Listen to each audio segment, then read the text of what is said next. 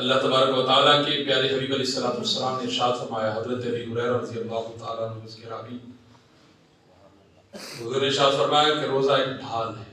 سبحان اللہ. روزہ ایک ڈھال ہے. کن کاموں کے آگے؟ ہر وہ کام جو اللہ کو ناراض کرتا ہے روزہ اس کے سامنے ڈھال بن جاتا ہے. سبحان اللہ. ہر وہ کام جو بندے کو اللہ سے دور کرتا ہے روزہ اس کے سامنے ڈھال بن جاتا ہے. سبحان اللہ. ہر وہ کام جس کے کرنے سے بندہ اللہ کی رحمت سے محروم ہو جاتا ہے روزہ اس کے سامنے ڈھال بن جاتا ہے. سبحان اللہ. ڈھال ہمیشہ حفاظت کے لیے ہوتی ہے. ڈھال ہمیشہ حفاظت کے لیے ہوتی ہے. تو فرمایا روزہ بذات خود رب نے بندے کا محافظ بنا دیا. سبحان اللہ. سبحان اللہ.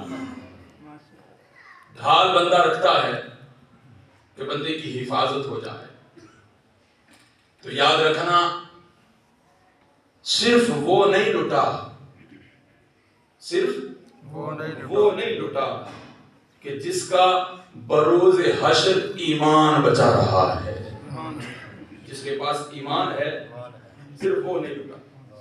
لیکن جس کے پاس ایمان نہیں مگر دنیاوی جاہ و منصب اس کے پاس رہا، دنیاوی مال و دولت اس کے پاس رہا، دنیا کی عیش و عشرت اس کے پاس رہی، مگر جاتے ہوئے ایمان اس کے ہاتھ سے لٹ گیا، تو یاد رکھنا بروز حشر وہ بندہ کنگال ہے، اس کے پلے کچھ بھی نہیں ہے.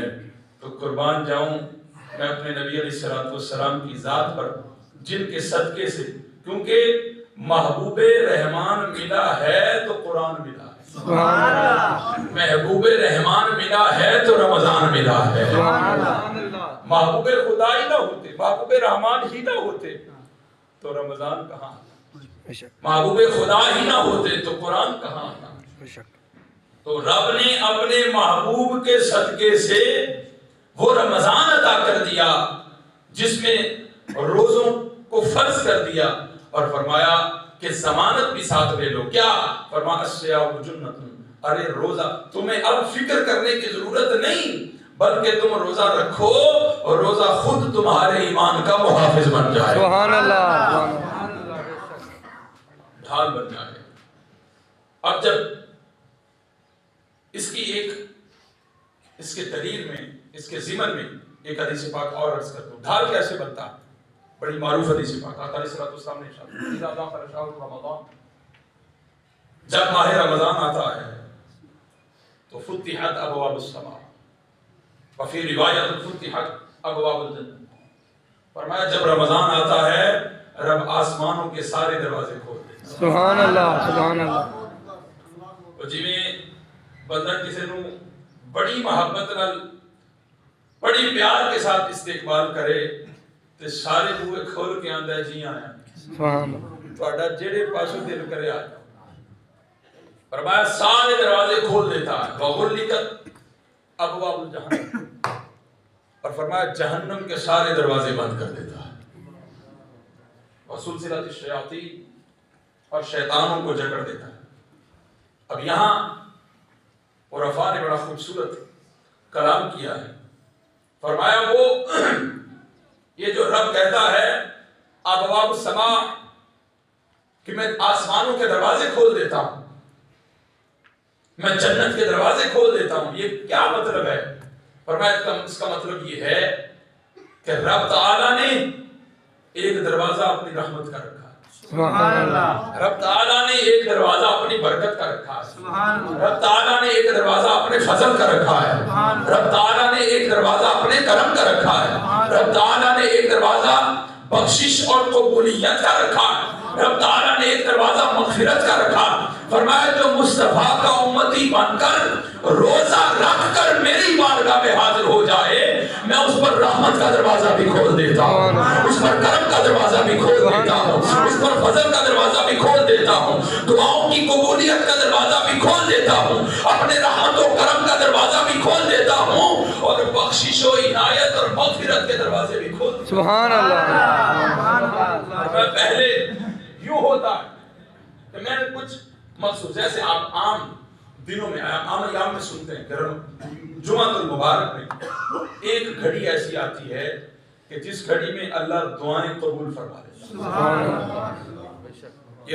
یہ جمعہ المبارک کی کوئی ایک گھڑی، عام جمعہ المبارک بھی ہو تو اس میں کوئی ایک گھڑی ایسی آتی ہے کہ جس میں اللہ تبارک و تعالیٰ دعاؤں کو قبول فرما لیتا ہے.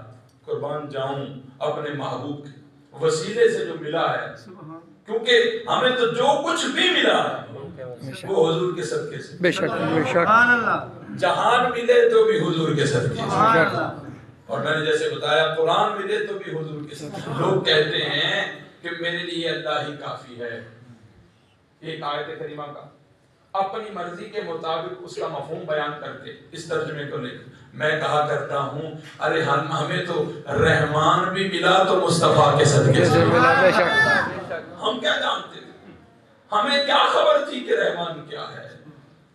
ارے وہ اللہ اکبر، نعرہ تکبیر، اللہ اکبر، نعرہ رسالت، یا رسول اللہ، نعرہ حیدری، یا علی. حضرت عبداللہ بن عمر رضی اللہ تعالیٰ عنہ کی بات یاد ہے.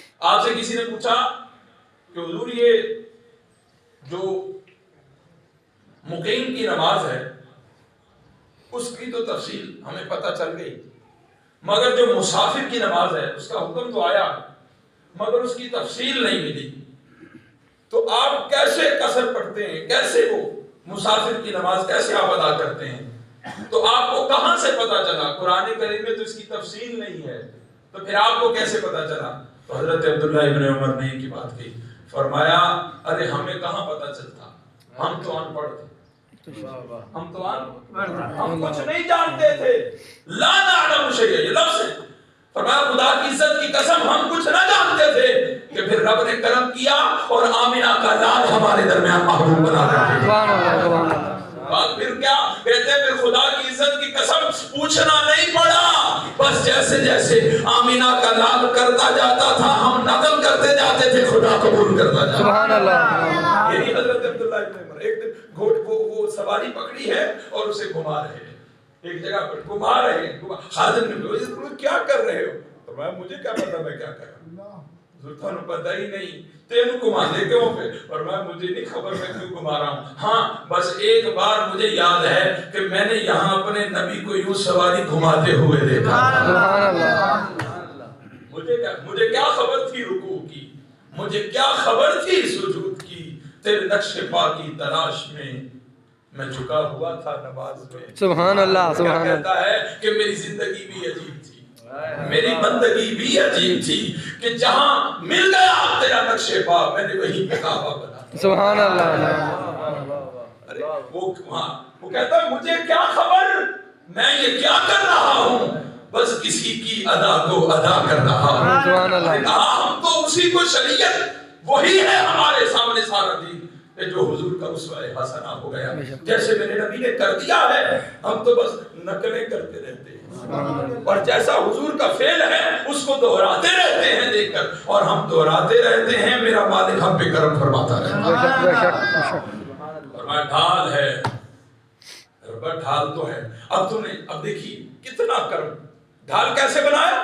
فرمایا میں نے آسمانوں کے سارے دروازے کھول دی، جنت کے دروازے کھول دی، جہنم کے دروازے بند کر دیے. اب شیطان یاد رکھنا، شیطان کے دو عوامل ہیں، ایک خارجی عوامل ہوتے ہیں اور ایک اندرونی ہوتے ہیں. جب آپ سے کوئی ایسا کام ہو جائے جو غلط ہو، جو گناہ ہو، تو آپ کس کو کوستے ہیں؟ شیطان. کہ شیطان نے مجھے بہکا دیا. ایسا ہی ہے انسان، اور ویسے بھی انسان کی فطرت وہ اپنے آپ پر نہیں دیتا، وہ ڈال دیتا ہے. کہ شیطان نے مجھے بہکا دیا میں نے ایسے کر دیا، شیطان نے مجھے بہکا دیا میں نے ایسے کر دیا. یہ خارجی عوامل ہوتے ہیں. ایک اندرونی ہوتے ہیں. وہ کیا ہے؟ وہ آپ کا اپنا نفس ہے. میں صبح کے جو ہمارا درس حدیث ہوتا ہے اور درس قرآن کی جو ہم صبح میں درس اس میں بتا رہا تھا کہ جب کھنڈی پہ آ جائے ਜਦੋਂ ਖੁੰਡੀ ਪੈ ਜਾਏ, ਫਿਰ ਕਿੰਨਾ ਮਰਜ਼ੀ ਪਾਣੀ ਹੋਵੇ ਜਿਹਦੇ ਵਿੱਚ ਤੈਰਦੀ ਹੋਵੇ, ਕੋਈ ਨਾ ਕੋਈ ਉਸ ਖੁੰਡੀ ਨਾਲ ਤੇ ਜੇ ਖੁੰਡੀ ਨਾ ਪਾਓ ਤੇ ਫਿਰ ਉਹ ਆਪਣੀ ਮੌਜ ਵਿੱਚ ਤੈਰਦੀ ਲੰਘ ਜਾਂਦੀ ਹੈ, ਫਿਰ ਉਹਨੂੰ ਕੋਈ ਨੁਕਸਾਨ ਨਹੀਂ। ਇਹ ਭਾਈਆ ਖੁੰਡੀ ਤੇ ਆਪ ਪਾਈਏ ਬਾਹਰ ਵਾਲੇ توجہ حاضر ہے کوئی انشاءاللہ۔ ایک تو یہ ہے کہ جڑا باہروں پان، اور ایک یہ ہے کہ کوئی اسے باہر سے نہ بھی پکڑے، کوئی اندر سے بڑی مچھلی پڑ جائے اور وہ اسے کھا جائے۔ اب کیا ہوا، باہر سے تو کسی نے نقصان نہیں، لیکن اس کی اپنی نسل ہی اسے پڑ گئی۔ تو ایک باہر کا خارجی عمل ہوتا ہے، خارجی عوامل ہوتے ہیں، عناصر ہوتے ہیں کہ شیطان اسے بہکاتا ہے اور وہ بہکا